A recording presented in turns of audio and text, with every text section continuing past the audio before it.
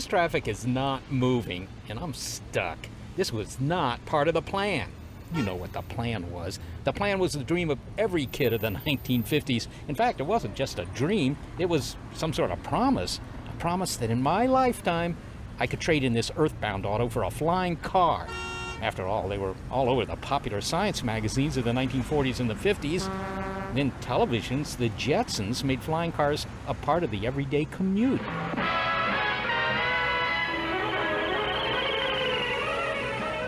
Okay, that was a cartoon, but it certainly felt visionary. After all, the Jetsons' high-rise architecture was inspired by buildings that already existed in Los Angeles in the early 1960s. You think of the theme building of the LA airport, you'll see the prototype of the Jetsons' cloud-scraping apartment building. So surely that show was also keeping up with the transportation trends. Then the movie Back to the Future gave us a deadline. We'd have flying cars by October 2015. Now, you don't have to worry about traffic. I'll hover convert your old road car into a skyway flyer. Well, October 2015 has come and gone. And here I am, still stuck in traffic jams instead of hovering above the congestion in my nifty Aero Mercury 5000. So what happened? Where's my flying car? I'm Seth Shostak, who's still a mile away from the studio. I'm Molly Bentley. Welcome to Big Picture Science, produced at the SETI Institute, where researchers investigate the nature and origin of life. On Big Picture Science, we step back to get the wide-angle view on science and technology, and this episode is and isn't about what you think. It's about flying cars, in a way. But to understand why we don't yet have airborne autos, or whether we ever will, we need to understand why this is such a difficult problem. I mean, after all, it certainly has been solved in the animal world. Tens of millions of years of unfunded R&D in birds, insects, and some mammals has perfected the mechanics of taking to the air. Meanwhile, humans have had a measly century of aeronautics experience, and that's not much. So have we gone as far as we can go? How might tomorrow's airplanes be different than today's? We're winging it on Big Picture Science.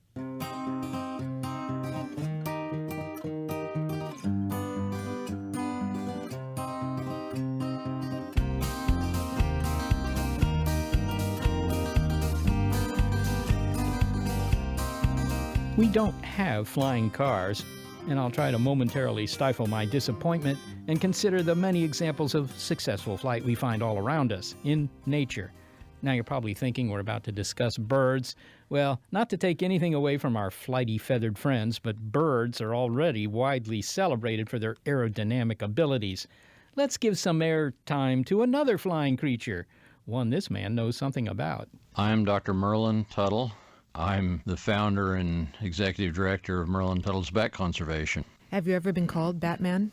Many times. And there's a reason for that. Ecologist Merlin Tuttle has devoted 5 decades to studying and photographing bats. In 1982, he founded Bat Conservation International.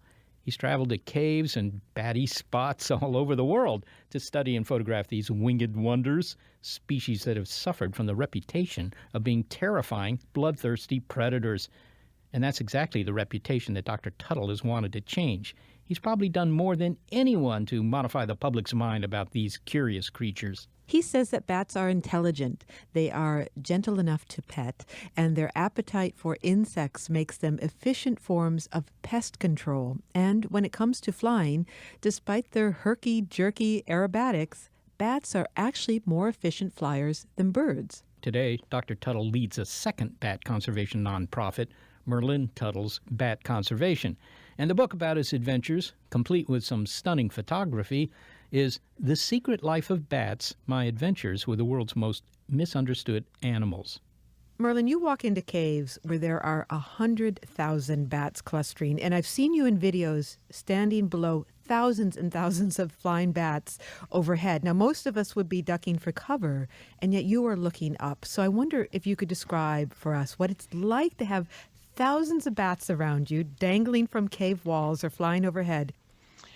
In truth, I've spent whole days, every day, weeks at a time, surrounded not by hundreds of thousands, but by millions of bats in caves. It's certainly a unique experience, but one of the least frightening that I can imagine. I'd be far more frightened of walking late at night downtown. Say more what that's like to have them all around you. Can you feel their body heat? Absolutely. When I first entered Bracken Cave, home of the world's largest remaining bat population, I immediately could feel the heat radiating out from the bats covering the walls. The walls are coated with 200 to 500 bats per square foot, covering thousands of square feet, literally 200 tons or more of bats. And as you walk into the cave and approach one of the walls, you can actually feel the heat from the bats' radiated body heat coming just like you're walking up to a heater in a house. The body heat of the bats in Bracken Cave averages about 102 degrees Fahrenheit, so it's a very hot, difficult place for a human to feel in any way comfortable. And is that why they cluster together like that, to keep each other warm? Well, bats are very sophisticated. Recent studies indicate that even small insect-eating bats have social systems that are strikingly similar to those of higher primates and dolphins and elephants. They have very long memories. They share information. They adopt orphans. All kinds of things that we would never really expect a tiny animal like a bat to do. They are extremely well organized. For example, during their morning return, should end up being a traffic jam that would absolutely give nightmares to any airport traffic controller. You have 10 to 20 million bats deciding to come home at dawn, and they circle thousands of feet above the cave in great flocks. And somehow those flocks know when it's their turn to dive for the cave, and they dive at close to 80 miles an hour. You can hear each bat. It's like the roar of a waterfall when you stand close to the column of bats entering, and it's a continuous column. There's almost no break in the column. 80-mile-an-hour moving bats that as soon as they enter the cave have to suddenly put on the brakes. You can hear them, each one going by,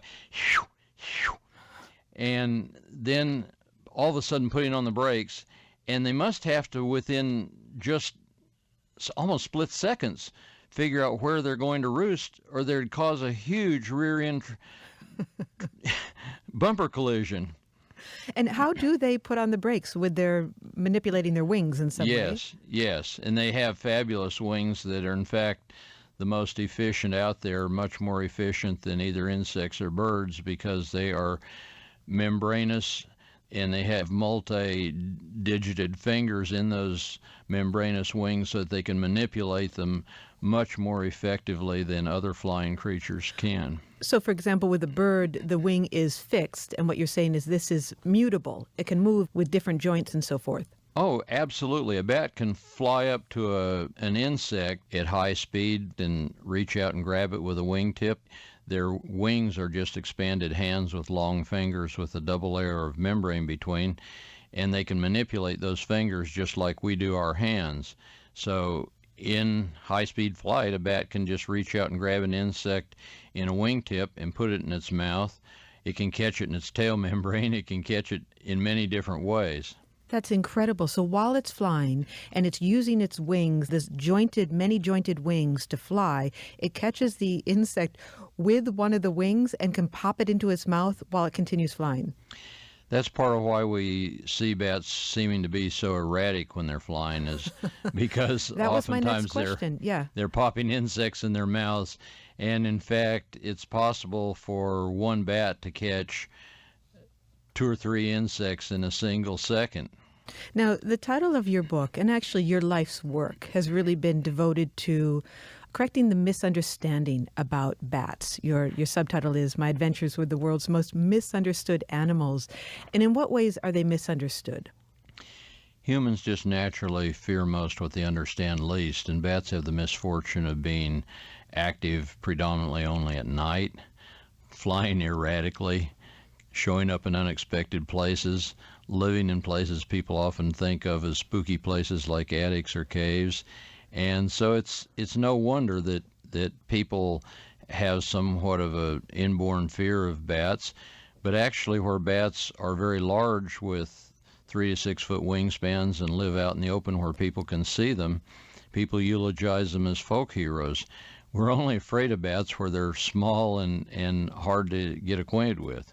And you fell in love with them, if that's the best way to put it, when you were a teenager, I believe. What was it about bats that captured your imagination? Well, bats are truly incredible animals. There are more than 1,300 species in the world. They live everywhere but the most extreme desert and polar regions. They can be just as cute as any panda or as weird as any dinosaur. They range from tiny little bumblebee bats that weigh a third less than a penny to giant flying foxes with close to 6-foot wingspans. And it's amazing how little we know about them and how much there is to discover. Well, you've taken incredible photos of bats, and the photos that you take are not meant to evoke terror, which is how many bats are photographed, right, in these sort of scary images. And I wonder if you could just describe the approach that you take in your photography. I got started photographing bats basically in defense of bats when I was asked to write a book chapter for National Geographic, and found that all the pictures they were going to put with my chapter showed bats tormented, snarling, in self-defense. You take an animal whose head is the size of your thumb or smaller. He's scared. He shuts his eyes, clamps his mouth. He doesn't want to do anything. He thinks you're about to eat him. So you blow in his face or do something to aggravate him. He opens his mouth and snarls in self-defense. You snap his picture, then you blow it up to page size, and it looks like a saber-toothed tiger on the offensive. So National Geographic offered to send one of their staff photographers, Bates Littlehales, out to the field with me to try to get some good pictures of bats. When we were finished working together, he gave me the rest of his film and said, "Why don't you try? You've now learned everything I know about how to do it, but you understand the bats too." And the key to getting good pictures of bats is, of course, understanding the bats, not just being a good photographer. Well, it also takes incredible patience. Now, speaking of the faces of bats, in your book, you have photographs of just bat faces. And what's remarkable is how varied they are. You know, some of the bats look like a fox, perhaps, the face of a fox. Others have these enormous pointed ears. And then there are others with just bent snouts or really intricate snouts. Do we understand what the evolutionary advantage is of each of these different mugs? We're just beginning to scratch the surface on that score, but all these incredible faces are part of a navigation system that is so sophisticated that scientists have speculated that it's probably watt per watt, ounce per ounce, billions of times more efficient than anything humans have ever developed. So we've got a long ways to go in trying to understand fully what all those strange faces are about. If a photo doesn't work, you said, and you've done some incredible photos, one of the ways to convince someone that the only good bat is a dead bat is not true, is to point out that they're essential pollinators and also a cheap form of pest control. And you write that you can win over a potato grower by showing him a pile of bat dung. Why is that? Well, one time in Tennessee, I asked a hillbilly farmer permission to go to his bat cave to study bats. He assumed that scientists just kill bats for research, so he asked me if I could kill all I could while I was there. Instead of arguing with him about why bats shouldn't be killed, I just went into his cave, picked up some droppings under the roost that include conspicuous potato bug beetle wings, brought them out and said, "Oh, I'm trying to figure out what all these bats are eating. Have you ever seen anything that looks like this?" And you could see his eyes get big, and all of a sudden the light's dawning, and he's saying, "Oh my God, those blank potato bugs! The bats eat them bugs? How many?" I said, "Well, they don't just eat potato bugs. They eat corn earworm moths. I see you have some corn over there, and they eat mosquitoes. And, well, how many?" I said, "Well, I don't know how to count how many, but a colony the size of yours probably eats 100 pounds of insects in a night." And he says, "Oh, that's a lot of bugs." And next time I came back, Anybody trying to interfere with his bats would have been run off the property at the end of a shotgun. Our world would be extremely different without bats controlling vast numbers of insect pests that fly at night, without bats pollinating many of our favorite food crops, without bats dispersing seeds that keep our forests healthy. Whole ecosystems from deserts to rainforests rely heavily on large populations of bats. The future of bats depends on our getting people over their fears and educating them to what bats actually do for each of us every night. Merlin Tuttle, thank you so much for speaking with us. Merlin, I have to say I was hoping you could tell the story of dropping into that cave and being nearly asphyxiated by ammonia rising up from bat dung, but I'm afraid we'll have to leave that story for another time. You're very welcome. We'll have to speak another time to get all this other material in. I look forward to it. Merlin Tuttle is an ecologist who has devoted 5 decades to studying and photographing bats. He's the founder of Bat Conservation International, and he leads the nonprofit Merlin Tuttle's Bat Conservation. A book of his adventures that includes some of his photography is The Secret Life of Bats, My Adventures with the World's Most Misunderstood Animals. You can join his effort or view his photography using a link posted on our website, bigpicturescience.org. And I do recommend checking out his photography. His photos of bats are incredible. And all of them crowded into a cave like that for warmth, I guess, when it's cold. And I don't know what they're doing when it's hot, but, it reminds me of penguins. But so do their social systems, adopting orphans and all that. That's what penguins do? Well, they'll take care of lost chicks and stuff like that. And the other thing that struck me, that bats are about as important to agriculture as bees are, because they get rid of all these insects. Coming up, bats do it, but birds and bees also do it. And so did the terrifying pterosaurs during the Jurassic. The ability to fly has evolved many times separately in animals and insects. Discover its evolutionary benefits. And no, they're not doing it just to have fun. Meanwhile, I'm hoping that what we learn will give me an advantage in traffic with a flying car. We're winging it on Big Picture Science.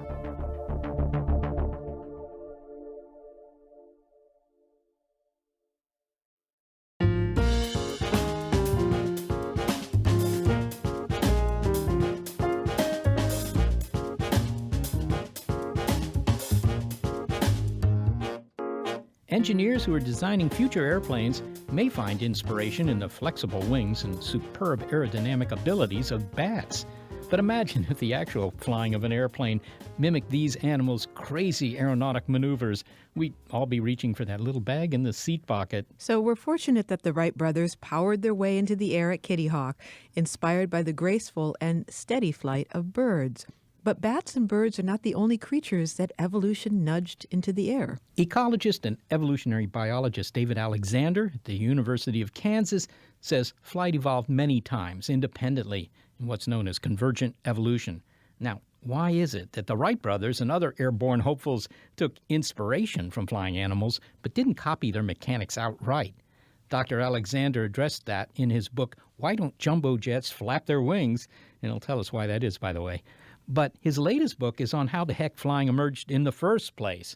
On the Wing, Insects, Pterosaurs, Birds, Bats, and the Evolution of Animal Flight.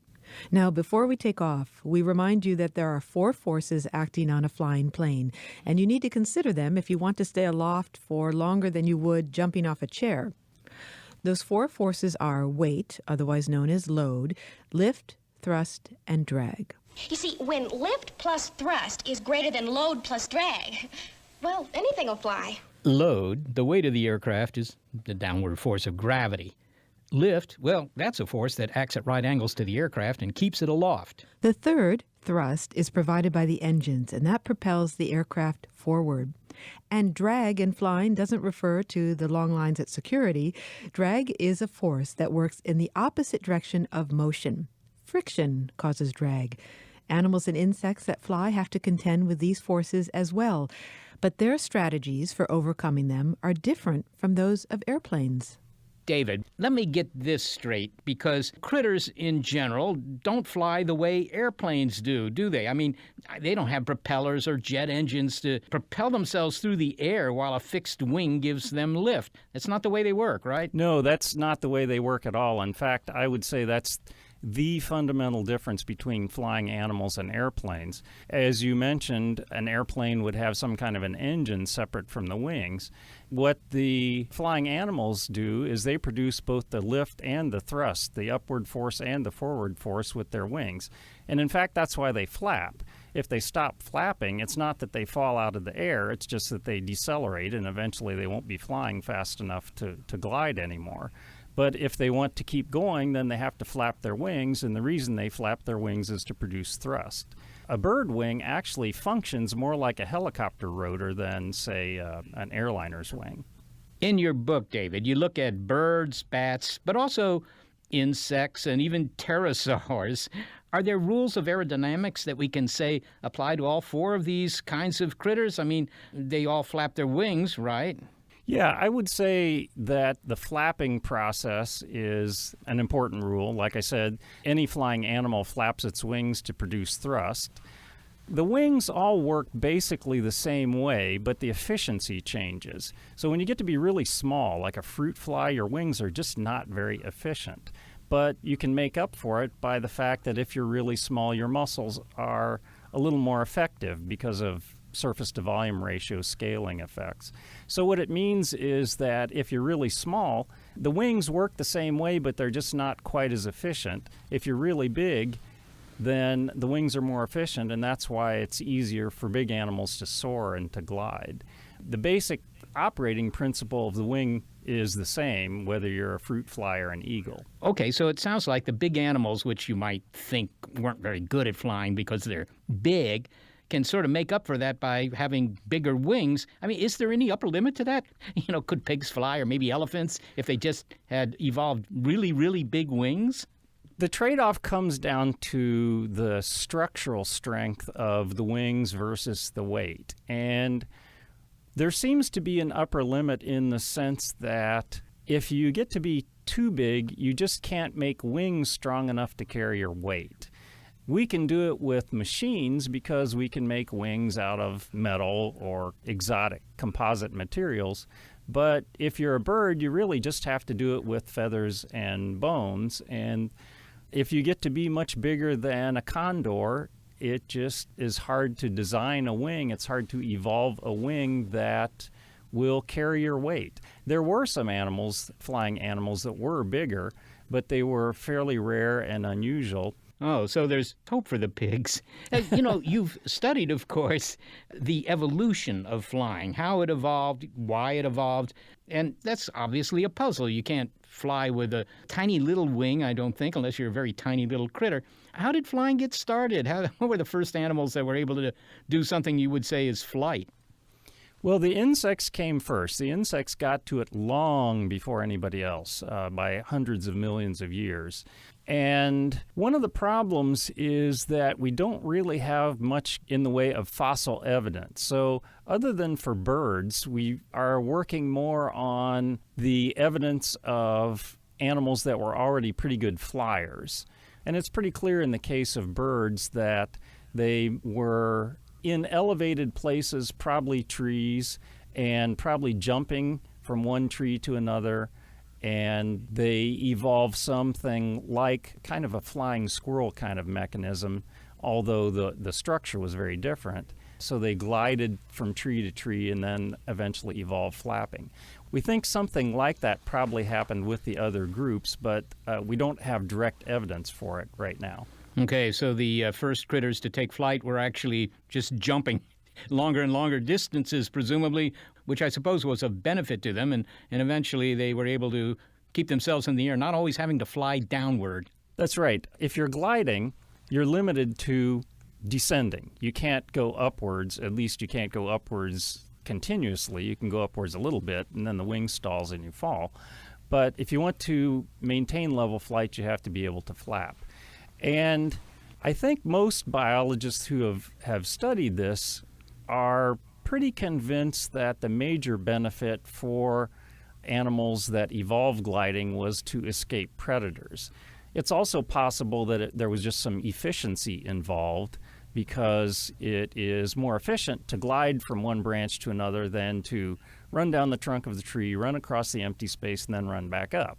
Now, here's a fact that'll give some people the shivers, I imagine. Some insects once flew, but no longer do so. Fleas and bed bugs, for example. How do we know that's the case, by the way, and what happened? Yeah, exactly. There are a lot of insects that have lost the power of flight. And we know that because, for example, in the case of fleas, they have what we call complete metamorphosis. That is, they have a larval stage and a pupal stage and an adult stage. And flight evolved in insects long before complete metamorphosis. So that means that basically, if they have complete metamorphosis, their ancestors flew. So for fleas, it's a no-brainer.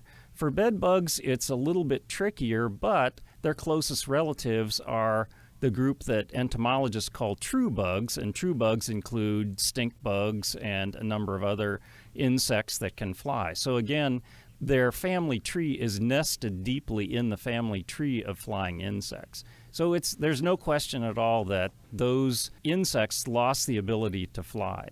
And it's not a coincidence that they're both parasites. They basically have evolved to use their host for transportation instead of using wings to get around. Let's switch to the subject of flying reptiles and the evolution of flight in the pterosaur. They ruled the skies in the Jurassic and the Cretaceous. First off, is a pterosaur the same as a pterodactyl? Every kid knows about pterodactyls. Yeah, I'm glad that you asked about that. The common name that we often hear used is pterodactyl, but it can be ambiguous if you're speaking technically. What's kind of interesting about these pterosaurs is that they're not related to bats or to birds. They're an example of convergent evolution. Maybe you could explain that and how it ensured that flight would evolve, probably more than once. Yes, convergent evolution is when you have animals that evolve separately to perform the same function. And so we have pterosaurs that evolved completely separately from birds and bats, and birds evolved wings, and bats evolved wings, and pterosaurs evolved wings, all at different times. The pterosaur wing looks kind of like a bat wing, but bats have several fingers that help support their wing membrane, and the pterosaur just has one great big finger. In fact, that's what pterodactyl means. It means wing finger. But the wing has to do the same thing. Doesn't matter whether you're a bird or a bat or a pterosaur, the wing has to do the same thing. It has to be able to flap, it has to be able to produce lift and thrust, and it also is really handy if you can fold it up. Unlike, say, the Piper Cub out at the airport, most animals really can't get around on the ground very well unless they can fold up their wings. And so that's another convergence between bats and birds and probably pterosaurs, although it's a little bit hard to tell from the fossil evidence. They can fold up their wings when they're not using them. That prompts me to ask, have we learned something from these studies of the critters that would help us with our own efforts to take to the air? Well, the short answer to that is we probably learned less than you might expect. And that's because, as I said early on, flying animals flap their wings to produce thrust. And we don't have a kind of machinery that makes flapping wings efficient. The kind of machinery that we have makes spinning things like propellers and turbines more efficient. So in fundamental ways, flying in animals is different from flying in airplanes. But on the other hand, wings are wings are wings. And so I would say that maybe the most important thing that we learned from flying animals is that the way to fly is to use wings. So I'm not sure if there were no flying animals that it would occur to a person that, hey, if I want to fly, I need these big flat things sticking out to the side.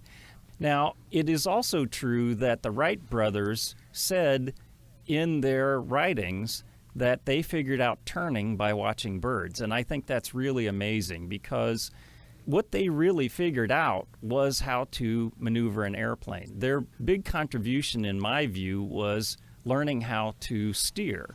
Where other people thought they could just get by with rudders, the Wright brothers figured out you need to do it with the wings. And they claim that they figured that out by watching birds. So I would say that's a pretty impressive tech transfer that we got from flying animals. Well, finally, David, on the basis of your studies and what you've told me, it doesn't sound like you believe that future jumbo jets are going to get around by flapping their wings. No, I don't think so. I think it's pretty safe to say that any large flying machine will continue to fly with fixed wings. But I would also say that there are some definite technological advantages if you're really small to flapping. And the cutting edge in what we call biomimicry, or borrowing from nature these days, is in micro air vehicles that can flap their wings. So it's not unexpected to see that there are very tiny robotic flappers that are being developed for flight. David Alexander, it's been a real pleasure speaking with you. Thanks for having me. It was fun to talk about this. David Alexander is an ecologist and evolutionary biologist at the University of Kansas, where he specializes in animal flight mechanics. His book, On the Wing, Insects, Pterosaurs, Birds, Bats, and the Evolution of Animal Flight. And it's interesting that he says that we didn't learn all that much from watching animals as we built our first aircraft. So the Wright brothers were more inclined to look at a bird for some inspiration, but they didn't study, say, the bumblebee. No, they didn't model their first plane wasn't modeled after a bumblebee. Well, did listening to Dr. Alexander give you hope about your flying car? Well, he didn't comment on that directly, but it does sound that if you were to build one, because it's a big thing, it's going to have a fixed wing. And beyond that, it would be good if those wings would, kind of fold up, although that strikes me as harder to do than getting a rag top into the trunk of a convertible. So technically, it's kind of a challenge. It sounds like a very difficult one.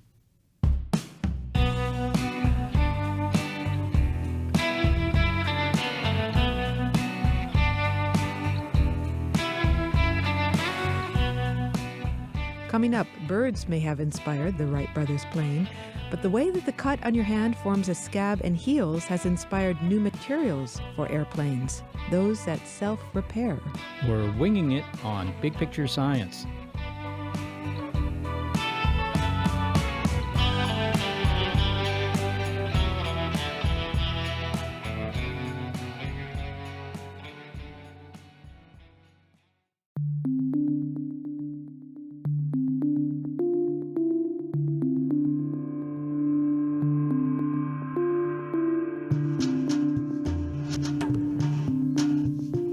Well, I'm guessing that if someone does build a flying car, the wings will have to be fixed because it's apparently hard to make a big thing fly by flapping. So maybe flying cars, despite their novelty, won't be causing a flap. That is, if we ever have them. But even if we don't, that doesn't mean that the flying machines of tomorrow will be the same as those we have today. My name is Duncan Wass. I'm Professor of Chemistry at the University of Bristol in the UK. So how is a chemist involved in building the next generation of airplanes? Dr. Wass and his team are creating a material with self-healing properties so that airplane wings can fix damage or structural failure themselves. Even the researchers involved in the project have described it as verging on science fiction. The wings would be built of a modified version of what's called carbon fiber reinforced composite material. It's lightweight, and it's already used in the manufacture of airplane wings, but also in tennis rackets and bicycles. But Dr. Wass and his team have added to it tiny microspheres that are filled with a healing liquid that would repair cracked wings. These cracks are not the sort of thing that you would see with the naked eye. If we've got something that's a huge hole in an aeroplane wing, then we're not going to be able to repair that. But if we have a sort of micro crack, the sort of thing you can't even see, it could lead to catastrophic damage, and if we can repair those, then we can extend the aeroplane lifetime and we can improve safety. I mean, really, we take our inspiration from natural systems. If you think of the human body, if we get damaged, if you cut your finger, we don't have to repair that damage. The damage repairs itself. The cut bleeds, it scabs, it heals. And we want to have aeroplane wings that do the same thing. So kind of explain, over what time scale does this happen? I mean, a crack develops. Does this thing repair itself essentially immediately, or does it take a month? What happens? Okay, it depends is the answer, and it depends specifically on the temperature. So chemical reactions go more quickly if the temperature is higher. So if we're got our aeroplane parked in a desert somewhere, it will repair very quickly. If we're flying at 30,000 feet, the air temperature is very cold, it will be rather more slow. But we may be talking between minutes and hours, maybe up to a couple of days. Well, is that quickly enough to be useful? I mean, if I'm in an airplane and somebody tells me, well, there's a crack here, but don't worry, it'll be fixed in a few weeks, I don't know that would assuage my fears. Yeah, it is quickly enough to be useful because these micro cracks can persist for a long time in a wing before it leads to something more serious and more catastrophic. So, in fact, there's quite a window we have to repair these things and arrest them before it could lead to something more serious. Is it something you could see happening? I mean, if you had a window seat over a wing, you say they're micro cracks. So to me, that sounds like all of this is going to be invisible to the passengers. But I kind of wonder whether I could see this happening. No, indeed, it would be invisible to the passengers. In fact, it might not even be happening on the outside of the wing. It's more likely that it's going to be happening in the internal structure. So even if it was a much larger crack, you still wouldn't see it. And indeed, that's part of the problem, that even engineers that are inspecting these things, it's very difficult to see where these cracks are. Well, let's look at the material itself. It's something called carbon fiber reinforced composite material, which is something that I would wish to be repaired itself, so it would be easier to say. That's not a new material, is it? It's not a new material, and people I'm sure would be familiar with these materials. They're used in sports equipment, so if you've got a carbon fiber tennis racket or golf clubs or fishing rods, and they're very light materials but very strong materials. And of course, if you've got something which is very strong but also very light, it's really perfect in aerospace applications. Okay, but your new scheme modifies this material before the airplane is built, obviously. And how does it affect the repair? The approach that we've taken to this is by encapsulating a healing agent in tiny microspheres. So these are tiny capsules. You'd get several of these across the width of a human hair, with a hard outer shell, but a liquid healing agent in the interior. If we then embed those within the material of the aeroplane, we also embed a trigger material called a catalyst, which causes a chemical reaction to happen if it comes into contact with the healing agent. And if we get a crack that comes into the material, it bursts open these tiny capsules, the liquid interior leaks out, it comes into contact with this catalyst, which is the trigger for the healing event, and it quite literally glues the crack back together. It goes from a liquid healing agent to a hard, solid material, which will glue the crack. That sounds very much to me like the two-component epoxy resin I buy at the local hardware store for repairs around the house, where you have to mix these two compounds together. Separately, they don't do much, but once mixed together, you have a couple of minutes before it turns into something solid and very strong. Yeah, it's related to that. And in fact, the healing agent is very similar to those sorts of materials. So those epoxy resins are in fact what are used to glue together all of the fibers in these carbon fiber materials.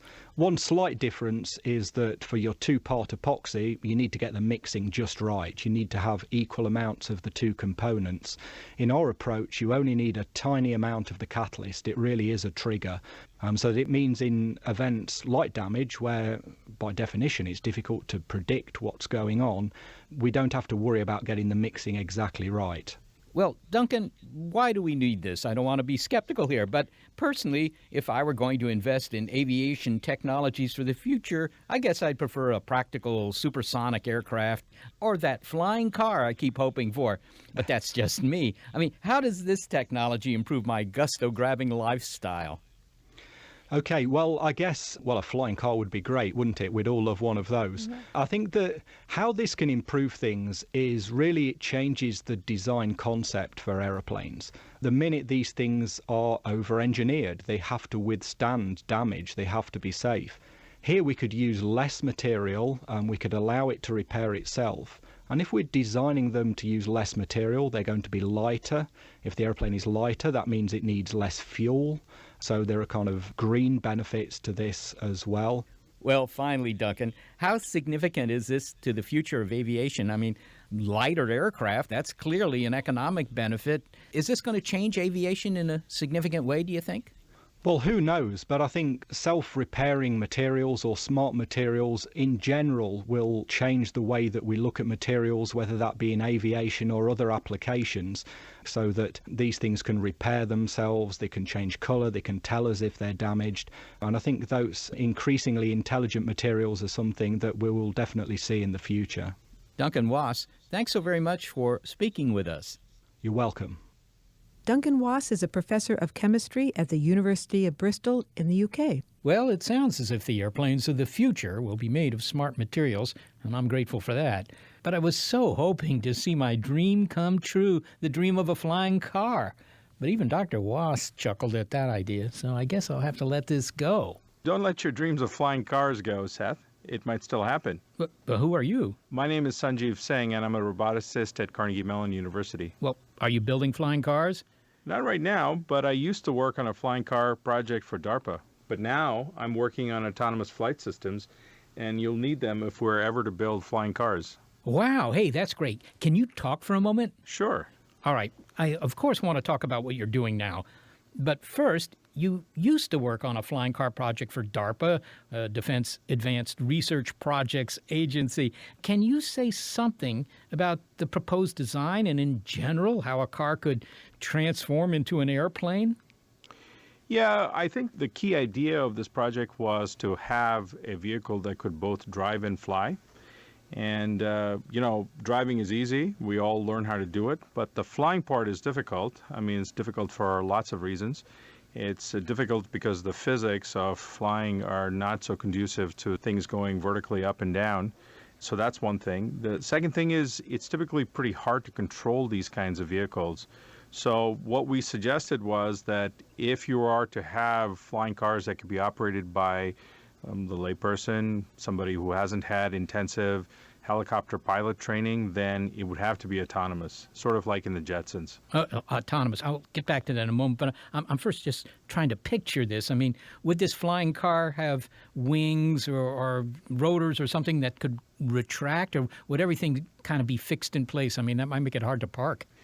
You're absolutely right. You might need something like rotors, and you might need some sort of ducted fans that could help the vehicle go up and down. But you said they'd have to be autonomous. You know, they got to kind of fly themselves. Why is that important? I mean, that sounds to me like it's taken some of the fun out of it. Yeah, maybe. You know, the idea is that it takes quite a lot of practice and a lot of skill to be able to guide these vehicles. We're not used to controlling things that go up and down. These things cannot go infinitely up and down. They are controllable to some limit. So, for example, if you took off, you might have to go forward a little bit before you can go up to just be able to build up the momentum. And that path might change on a warm day to a cold day just because of the physics.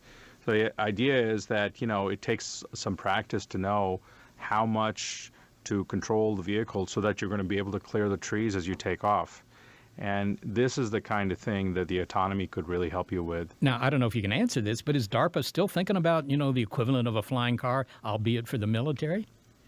Well, there was a motivation for it at one point. The problem is that the physics are very hard. It's tough to beat gravity. So that flying car project morphed into something that is a modular idea, and it could actually go onto a car. So think of it like a flying wing. Okay, and it could fly on its own. It could carry a cargo module underneath it. The cargo module underneath it could also be replaced by a car-like vehicle. So the notion is that it turned into a concept where the emphasis became on the flying wing itself and not on the driving part. Well, okay, it doesn't sound to me like DARPA is going to do the research that's going to give me the flying car, even though they've done research that's produced lots of commercial products. A lot of stuff has come out of military research. So is anybody going to do it? I mean, can I count on, I don't know, maybe Elon Musk to start up a flying car company? Or is it just really so hard that, not now? So, in fact, there are a couple of commercial companies that are working on this concept of a flying car. The most recent one that I've seen is a company from China called EHang that has come out with a car that looks like a quadrotor. This is one of these small hobbyist things scaled up so that it could actually have a cabin for a single person to sit inside. There's another company in Boston called Terrafugia that's working on a flying car. So if you go to their website, they actually claim we build flying cars. And the one product they have is actually quite interesting because rather than it being a car that flies, it is really more like a airplane that drives. It's actually a very interesting distinction because it's not VTOL or vertical takeoff and landing. So imagine that you had something, a vehicle in your garage, you got in it, you could then drive it to an airport or a runway anyway, and then you push a button and the wings sort of fold out, become rigid, and turns into an airplane, and then you can fly it. When you get to where you're going, again, the wings fold up again and become something that looks like a car, and you drive it to where you're going. So Terrafugia has been working on this concept for several years. Well, Sanjeev, you're still working on autonomous vehicles, even if it isn't a flying car. In fact, you lead a startup called Near Earth Autonomy, and you've apparently created an autonomous helicopter. What can that do? So the idea with the autonomous helicopter is to do all the things that helicopters do today, but do it without requiring a skilled pilot. And the application for this? I mean, who wants this thing? There are lots of applications, but one application is carrying cargo. For various reasons, we might want to have a helicopter that carries cargo to places where there may be some threat or there may be some risk to pilots. Another application in general is casualty evacuation, medical evacuation, for example, so medevac would be another application where you have to quickly take somebody who has been injured for medical care. What kind of sensors are involved for it to kind of sense its environment and also know its location? For sensing its environment, what we do is we use various forms of cameras. We use LiDAR, which is lasers that measure distance at a very high rate. We use radar sometimes. We also use inertial navigation and GPS, so to figure out where the vehicle is at very high rate. But essentially what the part that's hard and the part that's at risk is the part of the flight where the vehicle is flying very close to the terrain and it's going places where it needn't have gone before. So when you have an aircraft that flies from one airport to the other, it's always following very known takeoff and landing pads. Okay, you're unlikely to put an airport where there's a tower right in the approach path. So, as long as you stay within some corridors, you're guaranteed to be safe. But when you're going somewhere that you haven't been to before, you don't know a priori whether there's going to be a tower, there are going to be trees, there are going to be wires, or maybe even some terrain that you hadn't anticipated. So that's what makes the problem difficult. Sanjeev Singh, thank you so very much for speaking with me. You're very welcome. Thank you. Sanjeev Singh is a roboticist at the Robotics Institute at Carnegie Mellon University. So what we've learned in the show is, to begin with, that flying car, well, I may not get it before my next birthday, but I also would kind of like it to be able to fly like a bat because they're fast and they have this amazing navigational equipment. And the other thing about that is that that's an old technology. Flying was evolved hundreds of millions of years ago by critters, if not by us. It might be very hard to create wings that are as malleable as a bat's wings that would also be able to support a flying car. And also fold up, because I think that would be desirable if you only have a one-car garage. But the thing that was really hard about the flying car, I think, is that it has to be able to fly between any 2 points, from your backyard to somebody else's backyard. It's not like a commercial jet that always flies from one airport to another airport. Well, luckily there are many examples of flying that we can admire in nature. Yes, I admire them more.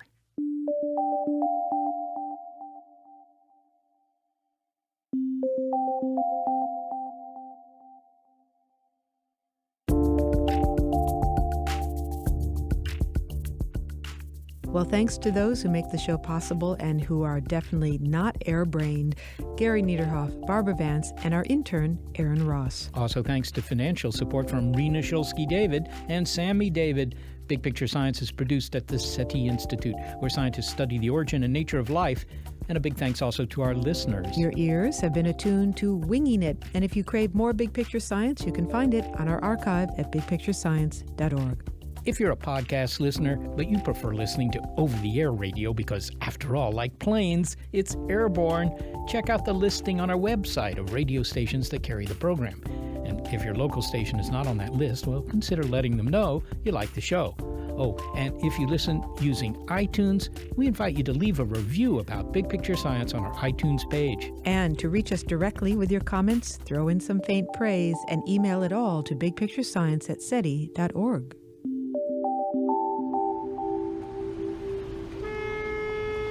Going home certainly hasn't gotten any better. Maybe I'll listen to the radio. Hey, what's this button? Just says air.